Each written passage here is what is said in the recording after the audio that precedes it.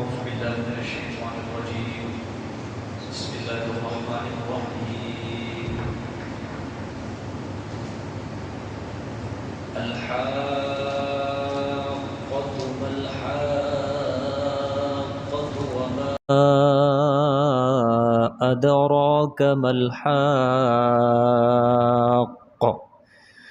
كذبت ثمود وعاد بالقارعة فأما ثمود فأهلكوا بالطاغية وأما عاد فأهلكوا بريح صرصر عاتية سخرها عليهم 7 ليال و8 أيام حسوما فترى القوم فيها صرعا كأنهم أعجاز نخل خاوية فهل ترى لهم من باقية وجاء فرعون ومن قبله والمؤتفكات بالخاطئة فعصوا رسول ربهم فأخذهم أخذة رابية إنا لما طغى الماء حملناكم في الجارية لنجعلها لكم تذكرة وتعيها أذن واعية صدق الله العظيم.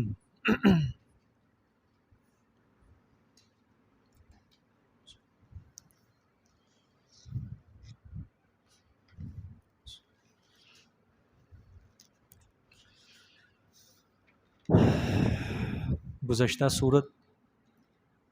سورت قلم اس کا اختتام ہوا.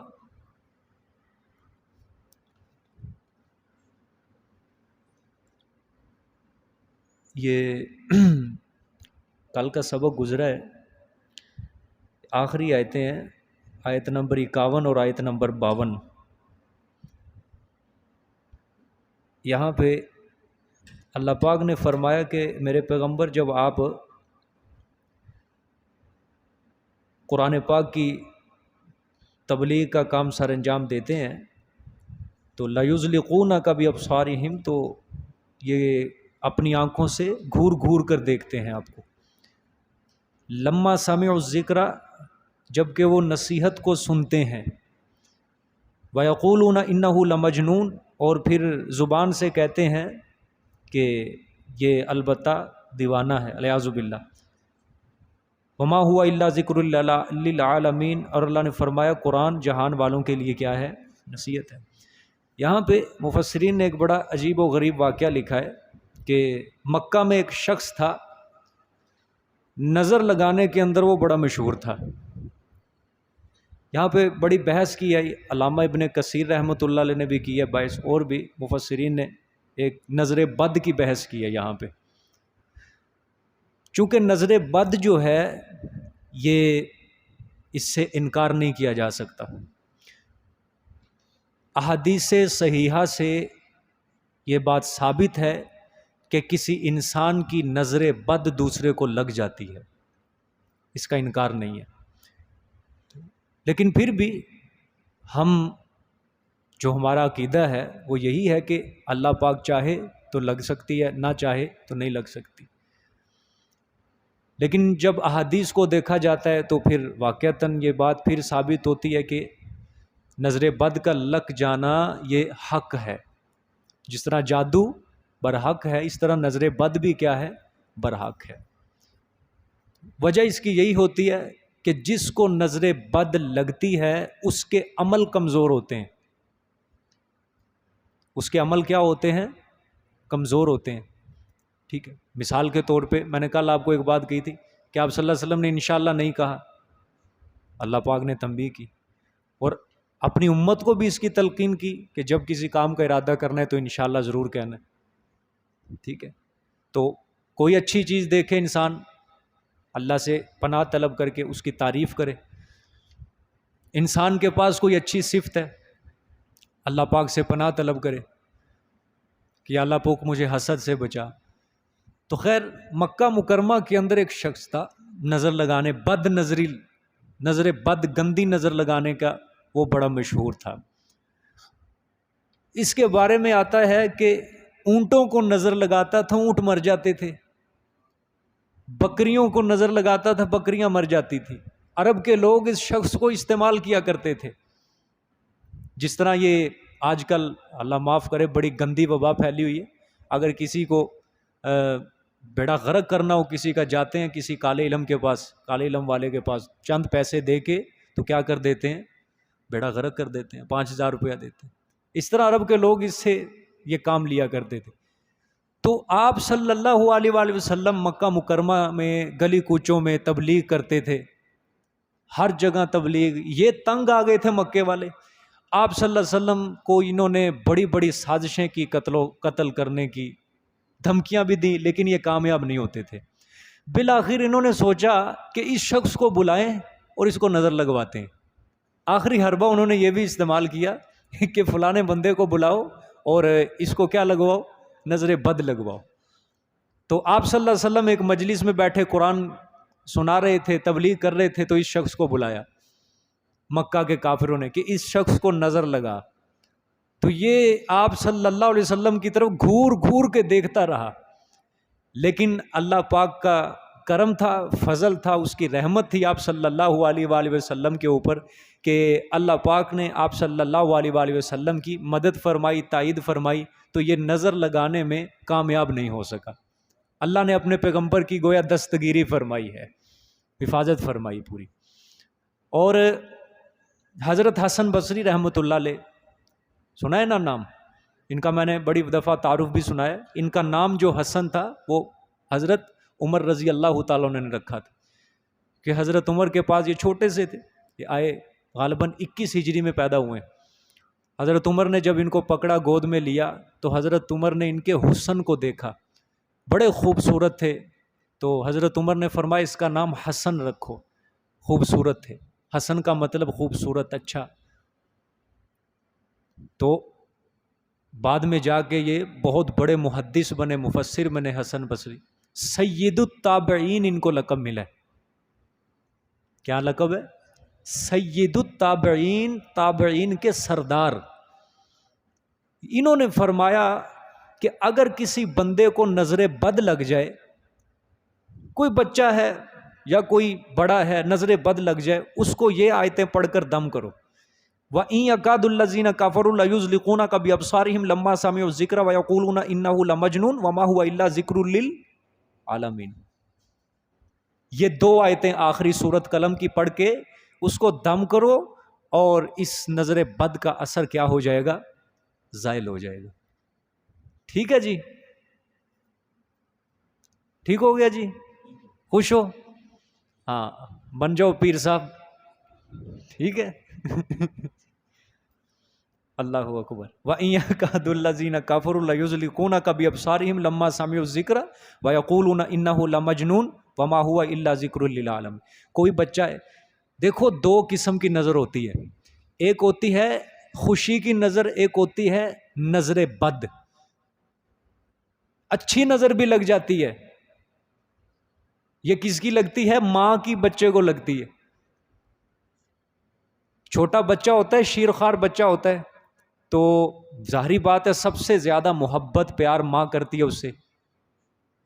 ماں کی ممتا اس کے اوپر گرتی ہے، سینے سے لگا کے رکھتی ہے. لیکن اللہ کا شکر نہ کرنا، دعائیں نہ کرنا، اللہ پاک کی طرف توجہ نہ کرنا، تو اپنی خوشی جو ہے، جب یہ اللہ پاک کی مدد اور اس کی نصرت اور اس کی طرف سے نگاہ ماں کی ہٹتی ہے نا، تو پھر بچے کو ماں کی نظر لگ جاتی. تو بچہ ضد کرتا ہے، روتا ہے، سنبھالا نہیں جاتا، تو خوشی کی نظر بھی لگتی ہے. اس میں صرف بچے کو بخار چڑھتا ہے، تھوڑی بہت ضد کرتا ہے، یہ اتنی خطرناک نہیں ہے. لیکن نظر بد جو ہے، اس کے بارے میں حدیث شریف میں آپ صلی اللہ علیہ وسلم نے فرمایا کہ جس بندے کو نظر بد لگ جائے، انسان کو قبر تک پہنچا دیتی ہے، قبر کے گھڑے یعنی موت تک پہنچا دیتی ہے. برحق ہے، بچنا چاہیے اس سے. اس کے کس طرح آپ بچ سکتے ہیں؟ اس کا ایک ہی کلیہ ہے کہ ہر نماز کے بعد آیت الکرسی اور چاروں کل کا اہتمام کرو. اپنے اوپر پڑھ پڑھ کے پھونک مارتے رہو، آیت الکرسی ضرور پڑھو، چاروں کل ان کی بڑی فضیلت ہے ان کی. باقی چاروں کل جب آئیں گے انشاءاللہ اس مقام پر جا کے میں ان کے واقعات اور فضائل وہاں بیان کروں گا، لیکن فی الحال یہ اپنا معمول بنائیں۔ ٹھیک ہو گیا؟ یہ مفتی ظرف علی خان صاحب تھے کراچی کے، بہت بڑے مفتی تھے، وفات پا گئے، میرے خیال 2 سال ہو گئے، بڑے اللہ والے تھے اور بڑے مجاہد تھے، بہت بڑے شیخ الحدیث تھے، شیخ التفسیر تھے۔ جب یہ زندہ ہوتے تھے تو انہوں نے اپنی زندگی کے آخری ایام میں بتایا تھا کہ ان کے پاس احادیث کا سبق پڑھنے کے لیے، قرآن کی تفسیر سیکھنے کے لیے بڑے بڑے جنات آیا کرتے تھے، اور ان کی صحبت سے، ان کی مجلس سے بڑے بڑے جنات حافظ بنے، عالم بنے ہیں اور محدث اور مفسر بنے۔ حدیث پڑھاتے تھے بنوری ٹون۔ تو یہ انہوں نے کہا تھا کہ مجھے جنات نے یہ بات سنائی تھی کہ ہمارا سب سے بڑا جو توڑ اور رکاوٹ ہے نا، جو شیاطین جنات ہوتے ہیں ہمارے اندر، سب سے بڑا توڑ جو ہے وہ آیت الکرسی ہے۔ کہتے جو بندہ، ایک جن نے یہ آ کے واقعہ سنایا اپنے استاد کو کہ جو بندہ آیت الکرسی پڑھ کے اپنے اوپر پھونک مار لے، اللہ کی طرف سے اس بندے کے اوپر ایک خول چڑھ جاتا ہے، جدھر بھی جاتا ہے خول چڑھ جاتا ہے، کوئی جن اس کے اوپر حملہ کرنا چاہے کسی طریقے سے، وہ خول کے اندر داخل نہیں ہو سکتا۔ اور آیت الکرسی کا آپ کو پتہ ہے، یہ حضرت عمر کے بارے میں بھی ایک بہت مشہور روایت ہے کہ حضرت عمر کا ایک جن سے مقابلہ ہوا تھا۔ مقابلہ ہوا حضرت عمر کا کس سے؟ جن سے، کشتی ہوئی تھی اچھی خاصی۔ تو کشتی ہوئی نا، جن آیا حضرت عمر کے پاس، اس نے آ کے کہا کہ حضرت صاحب مجھے بچھاڑ کے دکھاؤ، میری کنڈ تھلے لا کے دکھاؤ۔ حضرت عمر نے کہا پھر کیا ہوگا؟ اس نے کہا آپ اگر میرا کندھا نیچے لگا دیں، میں آپ کو وہ عمل دوں گا کہ اس عمل کو اگر آپ پڑھ لیں تو کبھی بھی جنات کبھی کسی پر غالب نہیں آ سکتے۔ حضرت عمر نے کہا اگر یہ بات ہے تو آجا پھر کر لے کشتی۔ تو آئے، جس طرح آپ صلی اللہ علیہ وسلم نے فرمایا، عمر جہاں بھی ہو شیطان اس کو دیکھ کر بھاگ جاتا ہے، شیطان اس کا مقابلہ نہیں کر سکتا۔ شیاطین میں سے تھا وہ جن۔ کشتی ہوئی، حضرت عمر نے اٹھا کے اس کو زمین پر مارا۔ حضرت عمر نے کہا دے وہ جن، دے عمل۔ اس نے کہا وہ عمل آیت الکرسی ہے۔ یعنی اتنی فضیلت ہے۔ اور حضرت عبداللہ ابن عباس فرماتے ہیں قرآن پاک کی سب سے افضل آیت آیت الکرسی ہے، کیونکہ اللہ پاک نے اس میں پورا اپنا تعارف کروایا ہے، پورا تعارف ہے۔ تو اس چیز کو بھولیں گے تو نہیں۔ ہاں، اگر نظر بد کسی کو لگ جائے تو یہ بھی 2 آیتیں ہیں سورۃ قلم کی، آخری 2 آیتیں۔ اور ویسے ہر وقت حفاظت میں رہنے کے لیے چاروں کل اور آیت الکرسی کا ضرور اپنے ہاں اہتمام کیا۔ جو میرے ساتھی کلاس کے سفر کے اندر رہتے ہیں زیادہ تر، جب وہ گاڑی میں سفر کرنے لگے، ایک تو سفر کی دعا ضرور پڑھو، سبحان اللہ جی سخر اللہ، یہ سنت پوری کرو۔ اس کے بعد آیت الکرسی اور چاروں کل پڑھ کے اپنے اوپر پھونک مارو۔ یا کوئی موٹر سائیکل پہ جاتا ہے، کم از کم آیت الکرسی اور سبحان اللہ جی سخر اللہ سفر کی دعا ضرور پڑھے۔ وہ سمجھ آ گئی جی؟ ان چیزوں کا اہتمام کرو یا اپنے معمولات کا حصہ بناؤ۔ ٹھیک ہو گیا جی؟ دیکھیں جی اب اللہ اکبر۔ تو اللہ نے سورۃ قلم میں فرمایا کہ تبارک کے دعوے میں، سورۃ ملک کا دعویٰ تھا کہ برکت والی ذات اللہ ہے، سورۃ قلم کا دعویٰ تھا میرے پیغمبر آپ یہ جو دعویٰ بیان کر رہے ہیں نا، تو یہ مشرکین چاہیں گے کہ آپ اس دعوت میں نرم پڑ جائیں، ہلکے پڑ جائیں، لیکن آپ نے نرم نہیں ہونا۔ ٹھیک ہے، اب سورۃ حاقہ، سورۃ الحاقہ میں اللہ پاک نے دعویٰ نہ ماننے والوں کو تخویفات سنائی ہیں۔ سورۃ حاقہ میں کیا مضمون ہے؟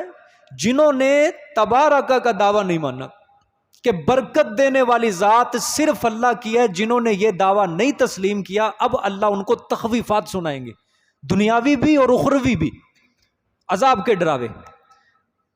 اور خلاصہ اس کا یہی ہے، تخویف دنیاوی کے 5 نمونے آئیں گے کہ اللہ سابقہ قوموں کے عذاب کا ذکر کریں گے، 5 قوموں کے عذاب کا ذکر ہوگا، تخویف اخروی، بشارت، اور بس یہی اس صورت کے اندر چیزیں ہوں گی۔ نام ہی بڑا اس میں صفاقیت ہے، خوف ہے. دیکھو ترجمہ آ جائے. بسم اللہ. مکی صورت ہے جی. الحاقۃ ملحاقہ وما ادراک ملحاقہ. دیکھو الحاقہ، یہ حق سنا ہے نا، حق لفظ، حق کا مطلب کیا ہے؟ ثابت، سچا. حاقہ مطلب ثابت ہونے والی، ٹھیک ہے، آفت ثابت ہونے والی. ملحاقہ کیا ہے وہ آفت ثابت ہونے والی؟ پہلے الحاقہ یہ اللہ پاک نے ثابت ہونے والی آفت. دوسرا سوال ڈالا ملحاقہ کیا ہے وہ آفت ثابت ہونے والی؟ وما ادراک ملحاقہ. اب اپنے پیغمبر کو خطاب کیا، اور کس چیز نے آپ کو بتایا، ٹھیک ہے، آپ کو کیا معلوم ملحاقہ کہ کیا ہے وہ آفت ثابت ہونے والی؟ سمجھ آ رہی ہے جو بات؟ اب دیکھو غور کرنا ہے. یہ اس صورت میں اللہ پاک سب سے زیادہ قیامت کے ہولناک واقعات کا ذکر کریں گے. کفار اور موحدین، ان کی جزا اور سزا کا بھی ذکر ہوگا، قیامت کے ہولناک واقعات کا ذکر ہوگا. اب یہاں سورت کو شروع کرتے وقت اللہ پاک نے الحاقہ سے نام شروع کیا ہے. الحاقہ یہ قیامت کا نام ہے، ایک قیامت کا کیا ہے؟ یہ نام ہے. اچھا، اس کا مطلب کیا ہوتا ہے کہ الحاق کا مطلب حق اور ثابت کے آتے ہیں. حق کا مطلب یہ ہوتا ہے ثابت، ٹھیک ہے، آنے والی چیز. اور دوسرا معنی اس میں بھی استعمال کیا گیا حق کا، دوسری چیزوں کو حق ثابت کرنے والی چیز. حق کے معنی ثابت، اور دوسرا معنی دوسری چیزوں کو حق ثابت کرنے والی چیز. دیکھو یہ دونوں معنی قیامت میں پائے جاتے ہیں. ایک حق کا، قیامت برحق ہے، قیامت آئے گی، قیامت ثابت ہونے والی ہے اور ثابت کرنے والی بھی ہے. کس طرح؟ جنت اور جہنم کو ثابت کرنے والی ہے. کفار کو کہاں لے کر جائے گی؟ جہنم میں. اور موحدین مسلمانوں کو کہاں لے کے جائے گی؟ جنت میں. ٹھیک ہے، تو حق کا یہ کس چیز کا نام ہے؟ قیامت کا. دو مطلب ہیں، ثابت ہونے والی اور ثابت کرنے والی. ٹھیک ہے، ثابت ہونے والی اور ثابت کرنے والی. ثابت ہونے والی مطلب قیامت پر حق کے ضرور آئے گی، کوئی انکار نہیں. اور ثابت کرنے والی کس چیز کو؟ جزا اور سزا کو، جنت جہنم کو. ٹھیک ہے جی. اچھا اب آگے دیکھیں، ملحاقہ وما ادراکا ملحاقہ. یہاں پہ آپ نے ذرا غور کرنا ہے کہ اللہ پاک نے یہ دو مرتبہ سوال کیا، ملحاقہ وما ادراک ملحاقہ، آپ کو کیا معلوم؟ آپ کس چیز نے بتایا کہ کیا ہے ملحاقہ؟ دو مرتبہ سوال کیا گیا ہے. اب یہ کیوں کیا گیا؟ قیامت کی ہولناکی کو ثابت کرنے کے لیے، قیامت کی حیرت انگیز ہولناکی کو ثابت کرنے کے لیے کہ میرے پیغمبر، وہ قیامت، وہ آفت، وہ آنے والی ہے. کیا ہے وہ آفت؟ میرے پیغمبر چھوڑ دو، کیا پتا ہے آپ کو وہ آفت کیسی ہوگی. ہولناکی کا ذکر. ٹھیک ہے، جس طرح ماں اپنے بچے کو ڈراتی ہے نا کہ کر لا جنیاں شرارتاں کرنیاں، تیرا پیو آنا والا شام نو، تے تینوں کی پتا کہ تیرے نال کی ہوئے گی. ٹھیک ہے، تو اللہ پاک فرما رہے ہیں الحاقۃ ملحاقہ وما ادراک ملحاقہ. کیا ہے وہ آفت؟ آپ کو کیا معلوم کہ کیا ہے وہ آفت؟ ٹھیک ہے، یہ مطلب ہے. مطلب وہ سچ مچ آنے والی ہے، اس میں کسی قسم کا ذرہ برابر شک نہیں ہے. ٹھیک ہے، اور وہ لوگوں پر آئے گی، جنات پر آئے گی، جس میں آنے میں کوئی شک نہیں ہے. ٹھیک ہو گیا.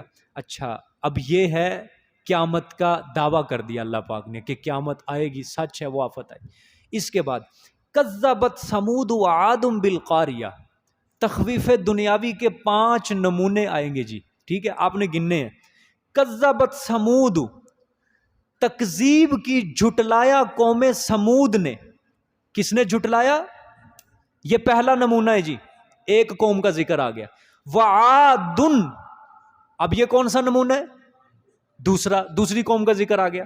ٹھیک ہے، کہ اور عاد نے بالقاریہ، کیا مطلب لکھا ہے جی؟ ہاں صحیح لکھا ہے، کوٹ ڈالنے والی کے، ٹھیک ہے، جھٹلایا قوم سمود نے اور عاد نے بالقاریہ، کوٹ ڈالنے والی کو۔ یہ کوٹ ڈالنے والی، یہ کس کا نام ذکر کیا پھر؟ یہ قیامت کا نام پھر ذکر کیا اللہ نے، ٹھیک ہے۔ تو گویا الحاقہ ایک یہ نام قیامت کا ذکر کیا اور القاریہ یہ بھی قیامت کا نام ذکر کیا، القاریہ، ٹھیک ہے۔ اب اللہ پاک یہ فرما رہے ہیں کہ کوٹ ڈالنے والی کا قوم سمود اور قوم عاد نے کیا کیا ہے؟ انکار کیا، یعنی قوم سمود اور قوم عاد نے بھی قیامت کا انکار کیا، دوبارہ زندہ ہونے کا انکار کیا۔ انہوں نے بھی کہا تھا کہ حیات دوبارہ کوئی نہیں۔ اے مشرکین، تم بھی اپنے آباء و اجداد کی اس روش پر چل پڑے، ٹھیک ہو گیا۔ دو نمونے اللہ پاک نے ذکر کیے، یعنی قوم سمود کی خباثت کو فی الحال ذکر کیا ہے کہ سمود نے اور عاد نے جھٹلایا ہے، کوٹ ڈالنے والی۔ کوٹ ڈالنے والی مطلب کیا ہے؟ ریزہ ریزہ کرنے والی ہر چیز کو، یہ مطلب ہے، کیونکہ قیامت آئے گی، ہر چیز کیا ہو جائے گی؟ وَتَكُونُ الْجِبَالُ كَالْعِهْنِ الْمَنْفُوشِ، روئی کے گالوں کی طرح پہاڑ اڑنے لگ جائیں گے، ٹھیک ہے، ساری زمین چٹیل میدان ہو جائے گی۔ تو کیا مطلب ہے؟ کوٹ ڈالنے والی، ہر چیز کو ریزہ ریزہ کر دینے والی۔ اچھا، اب یہ ان کی خباثت ذکر کر دی، یعنی قیامت کا انہوں نے کیا کیا؟ انکار کیا۔ اب دونوں قوموں کی تفصیل اللہ ذکر کریں گے۔ پہلے آئے گی جی سمود کی۔ قوم سمود کس کی قوم تھی؟ صالح علیہ السلام کی، ٹھیک ہے۔ اور قوم عاد کس کی تھی؟ ہود علیہ السلام کی، جزاک اللہ۔ فَأَمَّا ثَمُودُ فَأُهْلِكُوا بِالطَّاغِيَةِ، ہاں پس سمود، پس بہرحال سمود، فَأُهْلِكُوا بِالطَّاغِيَةِ، پس برباد کر دیے گئے، طاغیہ اچھال کر۔ طاغیہ کا مطلب کیا لکھا ہے؟ کڑک، کڑک، ٹھیک ہو گیا، یہ بھی ٹھیک ہے مانا، اچھال کر، کڑک۔ اب اس کا الطاغیہ کا مطلب سمجھنا آپ نے۔ طغا آپ نے لفظ پڑھا ہوگا، مطلب اس کا ہے سرکشی۔ کیا ہے؟ طغا، حد سے نکل جانا۔ فرعون کے بارے میں لفظ آتا ہے طغا، کہ وہ اس نے حد سے نکل گیا تھا، حد سے تجاوز کیا تھا، آتا ہے نا؟ کافروں کے لیے اللہ لفظ استعمال کرتے ہیں طغا، ٹھیک ہے۔ اچھا، طغا، طاغیہ یا طغیان سے ہے لفظ نکلا ہے، اس کا مطلب ہے حد سے نکل جانا، حد سے نکل جانا۔ اب قوم سمود کے اوپر کون سا عذاب آیا تھا؟ پتہ ہے کسی کو؟ ہاں، چیخ، چیخ اور نیچے سے زلزلہ۔ اچھا، وہ چیز بیان ہو رہی ہے طاغیہ، حد سے نکل جانا۔ اب سمجھو اصل مطلب، مراد ایسی سخت آواز جو تمام دنیا کی آوازوں سے حد سے نکلی ہوئی ہو۔ کیا مطلب ہے؟ ایسی آواز جو دنیا کی تمام آوازوں سے حد سے تجاوز کی ہو اور زیادہ ہو، کہ جس کو انسان کا دل اور کان برداشت نہ کر سکے، انسان کا دل و دماغ اس آواز کو برداشت نہ کر سکے، ایسی آواز کو کیا کہا جاتا ہے؟ طاغیہ، مؤنث ہے یہ، سمجھ آ گئی ہے جی؟ سخت آواز کی صورت میں ان کے اوپر عذاب آیا تھا، جس میں تمام دنیا کی بجلیوں کی کڑک، تمام دنیا کی آوازوں سے زیادہ سخت آواز یہ قوم سمود کے اوپر چیخ لگی تھی، جو وہ تھی۔ اور مورخین نے لکھا ہے کہ یہ جب چیخ ان کے اوپر پھٹی تھی تو ان کے دل، گردے، جگر، کلیجہ سب پھٹ گیا تھا۔ آج بھی اگر تھوڑا سا دھماکہ ہو جائے، بجلی کھڑکے، تو دل کیا ہوتا ہے؟ گھبراتا ہے، دماغ میں بجتی ہے، خوف زدہ ہو جاتے ہیں ہم بہت زیادہ۔ لیکن یہ تو مستقل ان کے اوپر عذاب آیا تھا نا۔ اور وہ حضرت جبرائیل علیہ السلام نے کیا لگائی تھی؟ چیخ ماری، نعرہ بلند کیا تھا۔ سورت رعد کے اندر میں آپ کو سمجھا کے آیا ہوں یہ چیز، کہ جب یہ بجلی گرجتی ہے تو کچھ روایات کے اندر آتا ہے کہ یہ فرشتے اللہ کی تسبیح کرتے ہیں. فرشتہ راد فرشتہ ہے، راد ایک فرشتے کا نام ہے، تو وہ فرشتہ اللہ کی کیا کرتا ہے؟ تسبیح کرتا ہے. ٹھیک ہے. اور بادلوں کو ہانک کر لے کر آتا ہے. وہ اس کے ہاتھ میں چھڑی ہوتی ہے، وہ ہانک کر اس بادلوں کو لے کر آتا ہے. جب وہ چھڑی چلاتا ہے تو اندر سے ایک روشنی نکلتی ہے، اس روشنی کو بجلی کہتے ہیں. تو جب یہ گرج آتی ہے تو وہ فرشتے کی کیا ہوتی ہے؟ تسبیح. تو ظاہری بات ہے فرشتے کو اللہ نے بہت زیادہ طاقت سے نوازا ہے، ہماری سمجھ سے اس کی تسبیح بالا تر ہوتی ہے، لیکن جس کی تسبیح کرتا ہے اس کو معلوم ہوتا ہے. لیکن جب یہ چیخ مستقل ایک فرشتے نے قوم کے اوپر لگائی تو اس قوم کا کیا ہو گیا؟ ستیہ ناش ہو گیا. ٹھیک ہو؟ یہ طاغیہ وہ مطلب ہے، برباد کر ڈالا. اللہ پاک نے فرمایا ہم نے تخویف دنیاوی کے پہلے نمونے کی تفصیل اللہ نے بیان کی ہے، اچھال کر. ٹھیک ہے، یا حد سے نکلنے والی، دونوں مطلب ہو سکتے. آگے دیکھیں جی. وَأَمَّا عَادٌ فَأُهْلِكُوا بِرِيحٍ صَرْصَرٍ عَاتِيَةٍ. تخویف دنیاوی کے دوسرے نمونے کی تفصیل ہے اب یہ. اور عاد پس برباد کر دیا، ہلاک کر دیا گیا، بریحن ساتھ ہوا کے. بریحن ریح کہتے ہیں ہوا کو. سرسرن عاتیہ دو صفتیں بیان کی ہیں اب اس ہوا کی اللہ نے. کتنی؟ جو سخت ٹھنڈی، سرسرن سخت ٹھنڈی، عاتیہ تندو تیز. سخت ٹھنڈی اور تندو تیز ہوا ان کے اوپر چلی. اچھا، اللہ اکبر. اللہ پاک نے فرمایا کہ قوم عاد کے اوپر ہم نے کیا چلائی؟ اندھیری چلائی. دو صفتیں اللہ نے بیان کی، سخت ٹھنڈی اور تندو تیز ہوا چلائی. ٹھیک ہو گیا. ٹھنڈی ہوا جب ان کے اوپر چلی تو ان کے جسم اکڑ گئے ٹھنڈک کی وجہ سے، اور جب وہ ہوا بند ہوئی تو ان کے جسم اندر سے کھوکھلے ہو گئے، خراب ہو گئے. آج بھی اگر کوئی گلیشیئر جب پڑتے ہیں، لاشیں بعض اوقات اللہ نہ کرے کوئی انسان نیچے آ جائے، کئی سالوں بعد، کئی مہینوں بعد جب اس کی لاش نکلتی تو وہ کیا ہو جاتی ہے؟ اندر سے بوسیدہ ختم ہو جاتی ہے، بدبو آتی ہے. تو آگے آ رہی ہے وہ، آپ کو پھر سمجھ آئے. بہرحال سرسرن ٹھنڈی اور آتیاتن تندو تیز. اس کی تندو تیز حضرت علی المرتضیٰ رضی اللہ، علامہ ابن کثیر نے اس کے متعلق ایک روایت بیان کی ہے. حضرت علی نے فرمایا کہ زمین کے اوپر بارش کا ایک قطرہ بھی اللہ کی اجازت کے بغیر نہیں گرتا. ہر قطرہ بارش کا ناپ تول کر فرشتے کے ساتھ زمین پر اتارا جاتا ہے. اسی طرح ہوا کے جتنے جھونکے چلتے ہیں، تھوڑا جھونکا چلے یا تیز جھونکا چلے، وہ بھی اللہ کی اجازت کے ساتھ فرشتے کے ساتھ بھیجا جاتا ہے. مثلا آندھیوں بارشوں کے اوپر جو فرشتہ مقرر ہے میکائیل علیہ السلام، تو فرمایا ہوا اور بارش دونوں چیزیں ناپ تول کر اللہ کی طرف سے فرشتے کے ساتھ کیا کی جاتی ہیں؟ بھیجی جاتی ہیں. فرمایا یہ جو قوم عاد کے اوپر چلی تھی نا یہ اندھیری، یہ ناپ تول کے لیے اللہ نے چلائی تھی. یہ ایسی اندھیری چلی تھی کہ جو ہواؤں کے اوپر فرشتہ اللہ نے ڈیوٹی کے لیے مقرر کیا تھا اس کے ہاتھ سے بھی نکلتی جا رہی تھی. جو فرشتہ اللہ نے ہواؤں کے اوپر مقرر کیا ہوتا ہے اس کے ہاتھ سے بھی، اس کے بس اور کنٹرول سے بھی وہ اندھیری ہوا کیا ہو گئی؟ باہر نکل گئی. اسی طرح قوم نوح کے اوپر اللہ پاک نے بارش برسائی تھی. حضرت علی نے فرمایا جو ان کے اوپر طوفانی بارش ہوئی تھی تو یہ ایک بے تحاشا ان کے اوپر بارش برسی تھی. اور جو بارشوں کے اوپر فرشتہ اللہ نے مقرر کیا ہوا ہے نا، یعنی ناپ تول کر اس نے بارش برسانی ہے، اللہ نے فرمایا جب قوم نوح کے اوپر ہم نے طوفانی بارش برسائی تھی تو اس بارش والے فرشتے کے ہاتھ سے بھی یہ نظام سب کا سب دھرم برم ہو گیا، نکل گیا.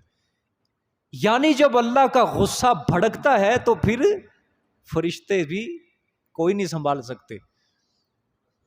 ہاں، بے بس ہو جاتے ہیں. کہتے ہیں نا اللہ پاک کو غضب نہیں آتا، نہیں آتا. حضور صلی اللہ علیہ وسلم نے فرمایا اللہ ظالم کو نہیں پکڑتا اتنی جلدی، لیکن جب پکڑ لیتا ہے اللہ پھر اس کو چھوڑتا نہیں ہے، پھر اس کی مرضی ہوتی ہے، کیونکہ اتنی لمبی اللہ نے مہلت دی، اتنی لمبی اس نے نئی سبق حاصل کیا، جس طرح سورۃ قلم میں آیا نا سنستدرجہم من حیث لا یعلمون واملی لہم ان کیدی متین۔ اللہ فرماتے ہیں آہستہ آہستہ ہم ایسے طور پر ان کو سزاؤں کی طرف، دوزخ کی طرف لے کر آتے ہیں، ان کو پتہ بھی نہیں چلتا۔ تو اللہ کی ڈھیل کو وہ کیا سمجھ لیتے ہیں؟ اللہ کی خوشی کا باعث سمجھ لیتے ہیں۔ ایک بات یاد رکھنا، ایک انسان تو پہلے ہی بھٹکا ہوا ہے شروع سے ہی، یعنی آباء و اجداد کی روش پر چلتا رہے۔ ایک انسان کو پتہ ہے نیکی کیا ہے، برائی کیا ہے، اور وہ پھر بھی بھٹکا ہوا ہے، یعنی جس کو کہہ لو عمل کی توفیق نہیں مل رہی۔ پہلے یعنی اچھا خاصا نمازی تھا، پہلے اچھا خاصا تلاوت کرتا تھا، نیک عمل تھے، لیکن بھٹک گیا۔ اب ہم اس کو یہ تو نہیں کہہ سکتے یہ جاہل ہے، یہ تو نہیں ہم کہہ سکتے نا یہ جاہل ہے، ہم تو یہی کہہ سکتے ہیں کہ پتہ ہے اس کو سب کچھ، لیکن اس کے باوجود یہ نئی کام سر انجام دے رہا ہے، یہ بھٹک چکا ہے۔ تو میرے عزیز دوستو یاد رکھنا، یاد رکھنا، یاد رکھنا، دل کے صفحے کے اوپر میری بات نقش کر لو، جو انسان بھٹکتا ہے اس کو نہیں پتا چلتا کہ میں بھٹک چکا ہوں۔ سمجھ آ رہی ہے میری بات؟ جو انسان بھٹک جاتا ہے اس کو نہیں پتا چلتا کہ میں بھٹکا ہوا ہوں، وہ کہتا ہے نہیں میں ابھی بھی صحیح رستے پر چل رہا ہوں۔ اس لیے آپ صلی اللہ علیہ وآلہ وسلم دعا مانگا کرتے اللہ مجھے ہدایت پر استقامت عطا فرما۔ سورۃ آل عمران کے اندر اللہ پاک نے راسخین فی العلم، جو علم میں مضبوط ہوتے ہیں، علماء ہوتے ہیں، بڑے بڑے نیکوکار ہوتے ہیں، وہ کیا کہتے ہیں؟ ربنا لا تزغ قلوبنا بعد اذ ہدیتنا وہب لنا من لدنک رحمہ، اے اللہ ہمارے دلوں کو ٹیڑھا نہ کرنا، کب؟ بعد اذ ہدیتنا، جب تو ہمیں کیا دے دے؟ ہدایت دے دے، اس ہدایت کے اوپر ہمیں چلا دے، سیدھے رستے پر چلا دے۔ اللہ ہدایت دینے کے بعد ہمیں ٹیڑھا نہ کرنا ہمارے دل کو کہ ہم بھٹک جائیں۔ ہاں، کیا مطلب ہو رہا ہے یہاں؟ کہ جب انسان بھٹک جاتا ہے تو پھر اس کا دوبارہ آنا ناممکن ہوتا ہے۔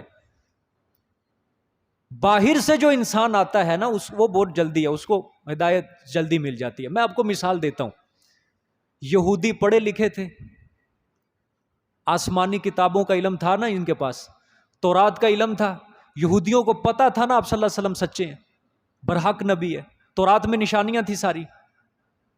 بتاؤ کتنے یہودی مسلمان ہوئے؟ ایک مسلمان یا اس کے ماننے والے تھوڑے، بس۔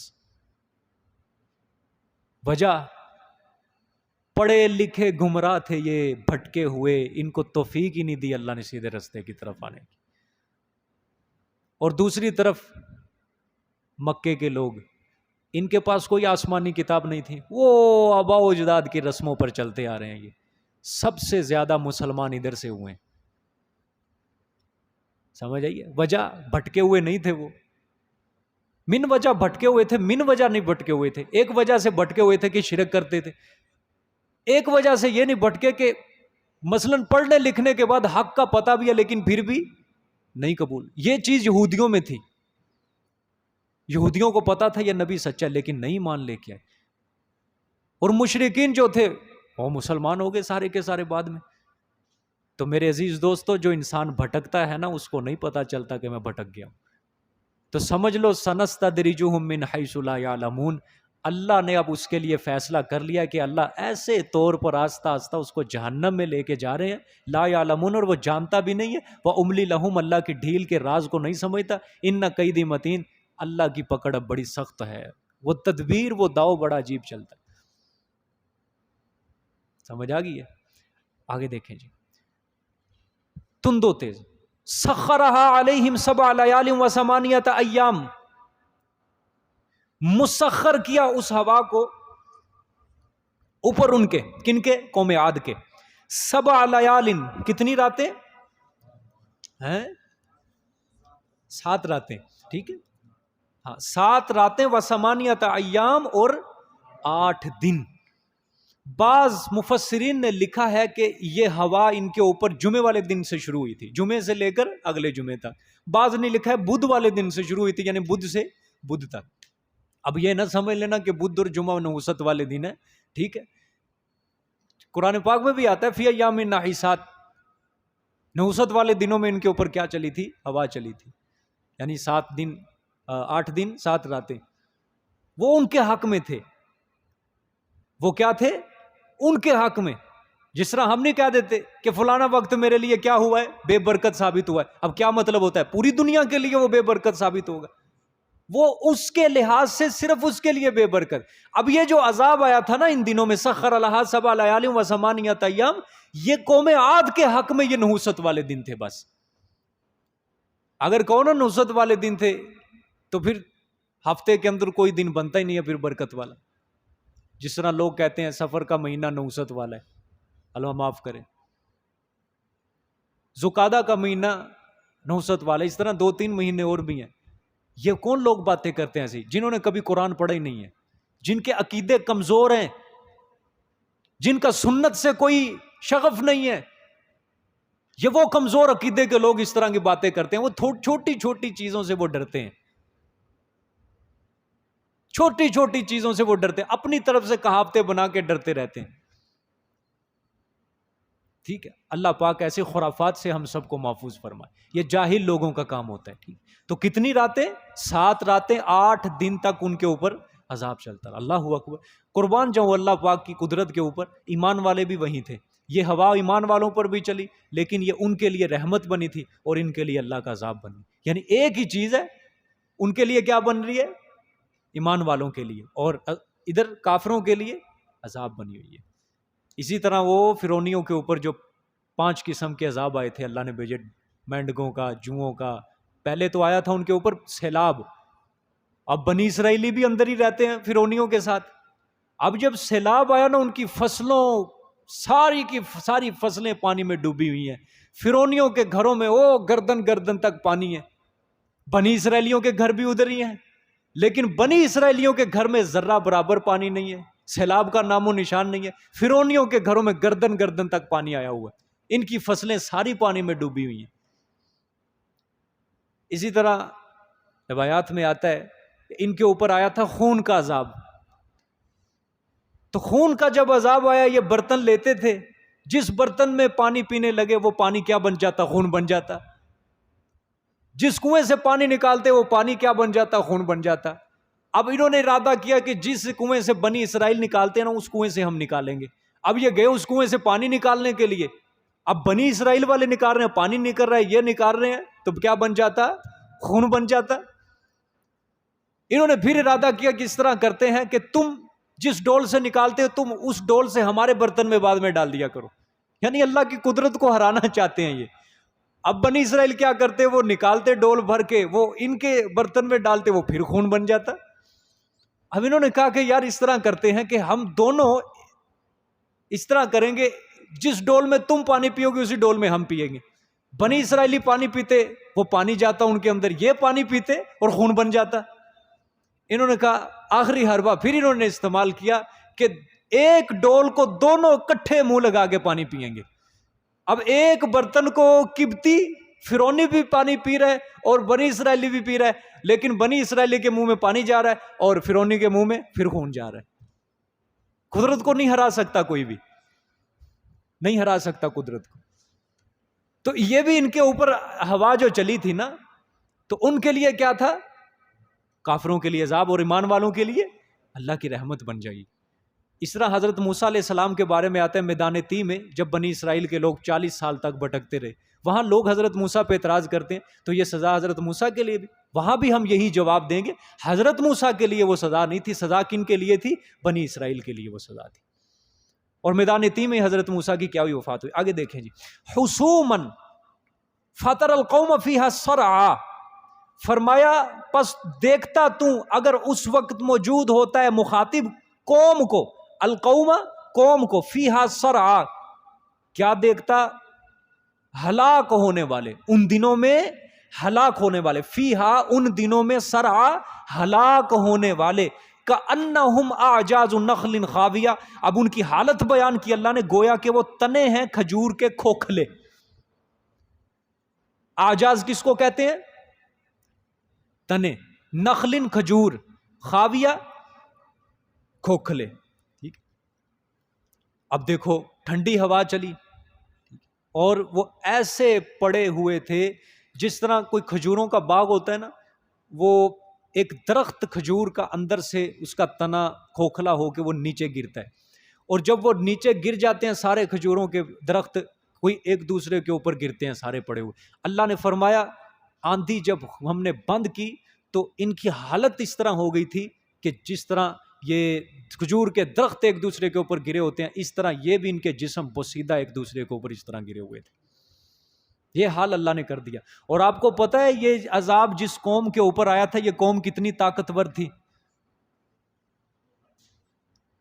ارام ذات العماد سورۃ واقعہ میں اللہ نے ان کی طاقت کا ذکر کیا ہے. لمبے لمبے ستون بنا کے ان کے اوپر اپنی عمارتیں کھڑی کرتے تھے. یہ اچھے خاصے اپنے دور کے یہ انجینئر تھے، ماسٹر تھے. اور پھر اللہ پاک نے ان کی تکبرانہ جملہ اللہ پاک نے ذکر کیا. اللہ پاک نے فرمایا قوم عاد نے تکبرانہ جملہ کہا تھا کہ کوئی زمین پر ایسا ہے جو ہم سے مقابلہ کر سکے؟ من ہوا اشد منا، ہے کوئی ہم سے زیادہ طاقتور جو مقابلہ کر سکے؟ یہ وہ قوم عاد ہے. اور مورخین نے لکھا ان کے قد بھی لمبے لمبے، او ستونوں جتنے قد. لیکن چھوڑا اللہ پاک نے. اللہ کے آگے کون دم مار سکتا ہے؟ کوئی نہیں دم مار سکتا اللہ کے آگے. سمجھ آ گئی؟ سارے فرشتے، سارے جنات، سارے حیوان، سارے پرندے وہ کس کے حکم کے تابع ہیں؟ وہ اللہ کے حکم کے تابع ہیں. یہ صرف ایک انسان ہی ہے جو کیڑا مکوڑا بن جاتا ہے، جو اس کے تابع نہیں ہو کر چلتا، جو دنیا میں آ کر اللہ سے مقابلہ کرتا ہے. اتنی بڑی کائنات ہے، اتنی بڑی کائنات ہے. یہ چھوٹا سا انسان ہے 6 فٹ کا جو اللہ کے مقابلے میں مچھر کے پر جتنی بھی طاقت نہیں رکھتا اور پورے اللہ سے مقابلے کرتا ہے، مقابلہ کرتے ہیں. لیکن ہار جاؤ گے، ہار جاؤ گے. ٹھیک ہے. فَهَلْ تَرَى لَهُم مِّن بَاقِيَةٍ. آگے دیکھیں فرمایا پس آیا دیکھتا ہے تو واسطے ان کے کوئی باقی رہنے والا، یعنی کوئی ان کے اندر باقی رہنے والا نہیں تھا. سب کے سب مار دیے ہم نے، ہلاک کر، کوئی بھی نہیں بچا. اسی طرح حضرت صالح علیہ السلام کی قوم کے اوپر جب آیا تھا نا یہ عذاب، تو ایک بندہ جو تھا نا وہ حرم میں آیا ہوا تھا. کہاں؟ حرم میں آیا ہوا تھا بیت اللہ. لیکن جب یہ جوں ہی باہر نکلا حرم سے یہ بھی عذاب میں ہلاک ہو کے مار دیا اللہ پاک، کیونکہ حضرت صالح کے اوپر ایمان نہیں لائے. تو اللہ نے صفایا ہی کر دیا سب کا. آگے دیکھیں جی. وَجَاءَ فِرْعَوْنُ وَمَنْ قَبْلَهُ وَالْمُؤْتَفِكَاتُ بِالْخَاطِئَةِ. سبحان اللہ. اور آیا فرعون. ٹھیک ہے، یہ تیسرا نمونہ ہے جی. 5 نمونے، یہ تیسرا نمونہ. اور آیا فرعون ومن قبلہ، اور جو اس سے پہلے گزرے، جتنے بھی پہلے فرعون سے بڑے بڑے غدار اللہ پاک دغاباز جنہوں نے کی. والمؤتفقات بالخاطئہ، یہ چوتھا نمونہ ہے. اور الٹنے والی بستیاں خطائیں کرتے ہوئے. یہ کیا مراد ہے؟ کس کی بستی مراد ہے جو الٹنے والی بستیاں؟ جی قوم لوط. ٹھیک ہے، کیونکہ ان کی بستی کو تہو بالا کر دیا اللہ پاک نے. لوط علیہ السلام کی بستی کو اکھاڑا، فرشتے نے زمین سے اکھاڑ کے وہ آسمانوں تک لے گئے. حضرت جبرائیل علیہ السلام ہی، حدیث ہے قدسی، آپ صلی اللہ علیہ وسلم کو انہوں نے بیان کیا کہ وہ اوپر کے جو آسمان کے فرشتے تھے انہوں نے ان کے کتوں مرغوں کی آوازیں سنی تھی. اتنی اونچی بستی. اور پھر وہاں سے اللہ تعالیٰ نے حکم دیا کہ اس کو زمین پر پھینک، وہاں سے ان کو زمین پر پھینکا. اور پھر یہیں پہ بس نہیں کیا، اللہ نے آگ میں تپے ہوئے پتھروں کی بارش ان کے اوپر پھر ان کے اوپر کی گئی تھی. اتنا غصہ اللہ پاک کو ان کی اس قوم کے اوپر، بستی کو الٹا کے رکھ دیا. اور فرعونیوں کا کیا حال کیا؟ اللہ اکبر. نہیں کوئی مقابلہ کر سکتا، نہیں کوئی کر سکتا. خدا کی قسم میں تم سے کہتا ہوں، تم سے نہیں ہر کسی سے کہتا ہوں، قرآن پاک کو اگر ممبر و محراب پہ اگر بیان کرنا آج مولوی شروع کر دے ہمارا معاشرہ بدل جائے. ہماری قوم کی صحیح رہنمائی نہیں ہو رہی، نہیں ہو رہی، نہیں ہو رہی. یہ ممبر و محراب جو ہے نا، یہاں پہ صحیح حق بیان ہونے لگ جائے تو اس قوم کی تقدیر بدل سکتا ہے. لیکن کیا کریں، یہاں پہ فضائل بیان ہو رہے ہیں، حقیقت نہیں بیان ہو رہی اسلام کی. صرف یہ بیان ہو رہا ہے کہ ایک جمعے سے دوسرے جمعے تک سارے گناہ معاف ہو جاتے ہیں. یہی ہو رہا ہے جی. ایک جمعہ پڑھ لو اور دوسرا جمعہ درمیان کے سارے گناہ معاف. ایک نماز سے دوسری نماز درمیان میں سارے گناہ معاف. تو جب عوام نے یہ فضائل سنے، انہوں نے کہا چنگی گل ہے، یہ تو بڑا سوکھا دین ہے، لگے رہو، کھاؤ سود کرو، بغیرتیاں جتنی کرنی ہیں، جمعے دے جمعے سارے ہفتے دے درمیان دے گناہ معاف. اس سے اچھا دین ہمیں کیا چاہیے؟ حقیقت نہیں بتائی جا رہی، حقیقت نہیں بتائی جا رہی کہ اسلام کے ہم کتنے مقروض ہو چکے ہیں. اسلام ہم سے اب کیا مانگتا ہے؟ بس وہ جمعے کو بیان سننے کے لیے آتے ہیں، بس ان کو بخشا بخشایا ایک جنت کا سرٹیفکیٹ دے کے مسجد سے رخصت کر دیتے. عوام بھی خوش، مولوی صاحب بھی خوش. لیکن حقیقت سے آگاہ نہیں کیا جا رہا ہے. اس قوم کو نظریہ نہیں دیا جا رہا ہے، اس کا نظریہ کیا ہونا چاہیے. فرعون کیا حال کیا اللہ پاک نے اس کا؟ کس سے مقابلہ کیا؟ موسیٰ علیہ السلام سے. موسیٰ علیہ السلام کوئی مالدار تھے؟ کوئی پلازوں کے مالک تھے؟ بڑی بڑی بلڈنگیں کھڑی کی تھی؟ سرمایہ دار تھے کوئی؟ نہ، ایک غریب گھرانے میں پیدا ہوئے تھے. کچھ بھی نہیں تھا، کچھ بھی نہیں تھا، جیب خالی تھی. لیکن مقابلہ کس سے کیا؟ وقت کے ظالم جابر بادشاہ حکمران سے. مقابلہ دیکھو، یہاں ایک نبی کے ایمان کا پتہ چلتا ہے. بالآخر 40 سال تک حضرت موسیٰ نے فرعونیوں کو سمجھایا، اس کی قوم کو سمجھایا. ایک دو بندے ایمان لائے، ایک حضرت آسیہ، ایک اور راجل مومن. کوئی باقی ایمان نہیں لائے. بالآخر اللہ نے حکم دیا، میرے پیغمبر راتوں رات بنی اسرائیل کو لے کر نکل جا. گئے، چلے گئے راتوں رات بنی اسرائیل کو لے کر. فرعونیوں کو پتا چلا، وہ بنی اسرائیلی سارے نکل گئے، موسیٰ بھی بھاگ گیا. صبح صبح ہوئی، فرعونی بھی لشکر لیا، اس نے اپنی فوج پکڑی، یہ بھی پیچھے چلا گیا موسیٰ علیہ السلام کے. اللہ پاک نے سورۃ الشعراء کے اندر فرمایا فلما ترا الجمعان. موسیٰ علیہ السلام جا رہے ہیں، بنی اسرائیلی جا رہے ہیں، آگے آگے ہے دریا، پل بھی نہیں ہے اوپر، دریا آگے آگے. اچھا، اللہ فرماتے ہیں پیچھے جب فرعونی دیکھے نا بنی اسرائیلیوں نے آتے ہوئے، فلما ترا الجمعان، دونوں جمع ہوئے، دونوں نے ایک دوسرے کو دیکھا، فرعونیوں نے بنی اسرائیلیوں کو اور بنی اسرائیلیوں نے فرعونیوں کو. تو قال اصحاب موسیٰ، موسیٰ کے ساتھیوں نے کہا انا لمدرکون، ہوئے موسیٰ پکڑے گئے ہم. ہمارے شیخ القرآن اس کا انا لمدرکون کا معنی کرتے تھے، ہائے موسیٰ تو سانو مروا دیتا. مصر کے اندر مر جاتے، چلو قبر نصیب ہو جاتی، ادھر مریں گے یہاں قبر بھی نہیں نصیب ہونی، بوٹیاں بوٹیاں کر کے سمندر کے حوالے کریں گے، کوئی فاتحہ پڑھنے والا بھی نہیں ہوگا. اللہ اکبر. سب قال اصحاب موسیٰ، اللہ نے قرآن میں فرمایا بنی اسرائیلیوں نے ہاتھ کھڑے کر دیے، انا لمدرکون، او پکڑے گئے، ہم پکڑے گئے. حضرت موسیٰ علیہ السلام چونکہ اللہ کے نبی تھے، ایمان تھا، حضرت موسیٰ نے فرمایا کلا، ہرگز نہیں، ان معی ربی، میرا رب اب بھی میرے ساتھ ہے، سیہدین، وہ مجھے رستہ دکھائے گا. اللہ نے فرمایا وَأَوْحَيْنَا إِلَى مُوسَىٰ، ہم نے موسیٰ کی طرف وحی کی، اَنِضْرِب بِعَصَاكَ الْبَحْرَ، مار اپنی لاٹھی اس سمندر کے اندر. حضرت موسیٰ نے اللہ کا حکم پا کر سمندر میں لاٹھی ماری. اللہ نے فرمایا 12 خشک رستے ہم نے سمندر میں سے جاری کر دیے. اس لیے میں کہتا ہوں کہ جہاں دنیا کے اندر تمہارے لیے اسباب کے دروازے بند ہو جائیں، 1000 رکاوٹیں تمہارے آگے کھڑی ہو جائیں، لیکن تم یقین رکھو، توکل رکھو کہ جب اللہ کا فضل تم پر برسنا شروع ہو گیا، یہ 1000 رکاوٹیں توڑ کے رکھ دے گا. وہ وَمَن يَتَوَكَّلْ عَلَى اللَّهِ فَهُوَ حَسْبُهُ، جو اللہ پر توکل رکھتے ہیں فَهُوَ حَسْبُهُ، اللہ اس کے لیے کافی ہے. إِنَّ اللَّهَ بَالِغُ أَمْرِهِ، اللہ اپنے کام کو اچھی طرح جانتا ہے کس طرح انجام دینا ہے. وَاللَّهُ غَالِبٌ عَلَى أَمْرِهِ، اللہ پاک اپنے حکم پر کیا ہے؟ غالب ہے. تو اللہ نے فرمایا بالخاطیہ، خطائیں کرتے ہوئے، پس نافرمانی کی، فَعَصَوْا رَسُولَ رَبِّهِمْ، پس نافرمانی کی رسول اپنے رب کی، انہوں نے رسولوں کی نافرمانی کی. فَأَخَذَهُمْ أَخْذَةً رَابِيَةً، فرمایا پس پکڑا اللہ نے ان کو پکڑ بہت سخت، پکڑا اللہ نے ان کو پکڑ بہت سخت. انا لما طغى الماء حملناكم في الجاریہ. پانچواں نمونہ ہے جی یہ تخویف دنیا. بے شک جب کہ بڑھ گیا پانی تو ہم نے سوار کیا تم کو کشتی چلتی میں. یہ کس قوم کا ذکر ہے؟ نوح علیہ السلام کا.